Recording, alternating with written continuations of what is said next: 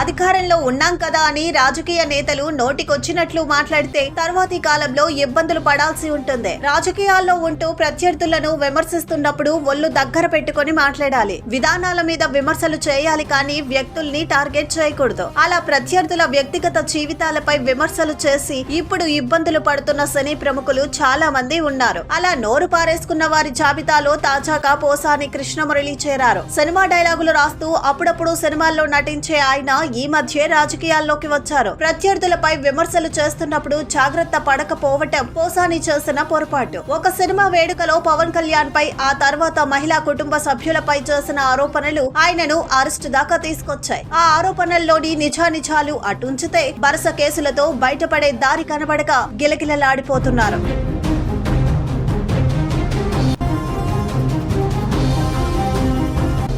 2019లో బాగా హడావుడి చేసిన నటుడు శివాజీ కూడా పరిస్థితి అర్థం కావటంతో 2020 తర్వాత రాజకీయాల్లో మాట్లాడటం లేదు. పవన్ కళ్యాణ్ నటించిన ప్రతి సినిమాలో కనిపించే ఆలీ పవన్ ను విమర్శించి అవకాశాలు కోల్పోయాడు. 30 ఇయర్స్ ఇండస్ట్రీ పృథ్వీ కూడా జగన్ దయ వల్ల మంచి పదవి లభించిన తన బలహీనత కారణంగా ఆ పదవి కోల్పోయి జగన్ కు ఎదురు తిరిగాడు. తన నోటి దురదతో ఈ మధ్య ఓ సినిమా ఫ్లాప్ కు పరోక్షంగా కారణమయ్యాడు. అలాగే సినీ దర్శకుడు రామ్ గోపాల్ వర్మ, సినీ నటి శ్రీరెడ్డి కూడా కొంతమంది రాజకీయ ప్రముఖులపై చేసిన విమర్శలకు మూల్యం చెల్లిస్తున్నారు. సినీ నటి మాధవీలత కూడా ఒక మహిళ రాజకీయ నాయకురాలిపై విమర్శలు చేయటంతో కేసు నమోదయ్యింది. పోసాని శ్రీరెడ్డి క్షమాపణలు చెప్పినా అప్పటికే జరగాల్సింది జరిగిపోయింది. హద్దులు దాటకుండా విధానాల మీద విమర్శలు చేసిన వారిని కూడా ఆయా పార్టీలు చేరదీయటం తెలిసిందే. ఇప్పటికైనా విమర్శల్లో కొంతైనా సంస్కారాన్ని పాటిస్తే తర్వాతి కాలంలో కష్టాలు ఉండకపోవచ్చు.